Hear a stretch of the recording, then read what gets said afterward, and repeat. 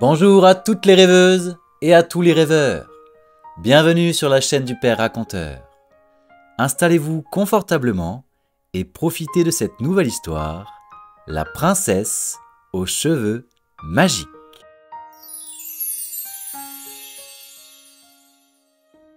Il était une fois, sur une planète lointaine nommée Pays Sucré, une petite princesse joyeuse et courageuse nommée Zoé. Cette planète, autrefois pleine de vie, souffrait à présent d'une terrible sécheresse. Il manquait d'eau et de nourriture. Les fleurs, les arbres et les animaux avaient presque tous disparu. Zoé ne le savait pas, mais grâce à sa chevelure magique, elle avait le pouvoir de tout changer. Ses cheveux étaient si longs qu'il fallait toute une journée pour les coiffer.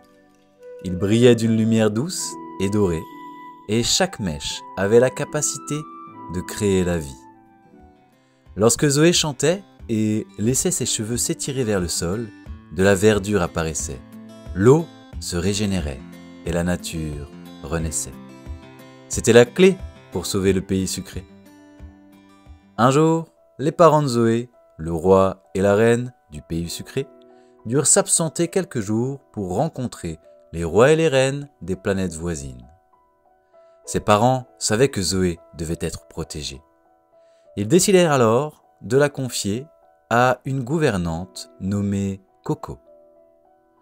Malheureusement, Coco était extrêmement jalouse des pouvoirs de Zoé. Elle décida de l'enfermer dans une tour haute et isolée, loin de tout, et ainsi elle espérait pouvoir utiliser les pouvoirs magiques de la princesse pour elle seule. Ce qu'elle n'imaginait pas, c'est que, même enfermée, Zoé garderait son cœur joyeux. Dans sa tour, Zoé n'était pas seule. En compagnie de sa petite créature magique, une amie nommée Maëlys, elle trouvait joie et réconfort. Maëlys était toute petite, avec de grandes oreilles et des ailes colorées, et elle adorait écouter Zoé raconter des histoires.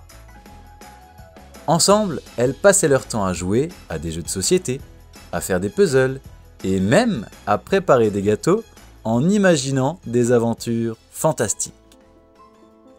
Malgré tout, Zoé était parfois triste de ne pas pouvoir sortir, mais elle ne perdait jamais son sourire.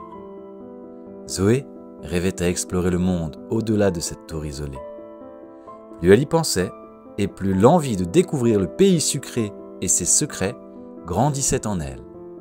Elle se questionnait et tentait de comprendre pourquoi la nature avait cessé de grandir, pourquoi tout était devenu si sec.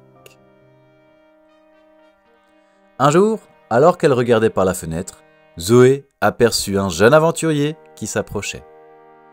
Cet aventurier se nommait Samuel et il était à la recherche de la légendaire princesse aux cheveux magiques. Intriguée, Zoé se pencha par la fenêtre pour mieux voir le visiteur. Samuel, voyant la lumière dorée des cheveux de Zoé, s'approcha prudemment et en levant les yeux, aperçut la princesse. « Bonjour Zoé !» dit-il avec un sourire. « Je suis Samuel. J'ai entendu parler de toi et de tes pouvoirs. Le pays sucré a besoin de toi. Ensemble, nous pourrions le sauver. » Zoé, excitée par cette idée d'aventure, accepta immédiatement. « Oh oui, je veux sortir de cette tour, Samuel. Aide-moi à m'échapper. » Samuel se hâta et avec corde et bouts de bois, créa une échelle qui permit à la princesse de descendre. L'aventure pouvait alors commencer. En chemin, Zoé utilisa ses pouvoirs pour raviver la planète. Dès qu'elle laissait ses cheveux toucher la terre, des plantes commençaient à pousser, l'air devenait plus pur et l'eau recommençait à couler dans les rivières. Les animaux sortirent de leur cachette et se mirent à suivre la princesse aux cheveux dorés. Les oiseaux reprirent leur chant dans les arbres qui, eux, avaient repris leur couleur verdoyante. Samuel regardait émerveillé et Zoé souriait de plus en plus, heureuse de voir le pays sucré reprendre vie.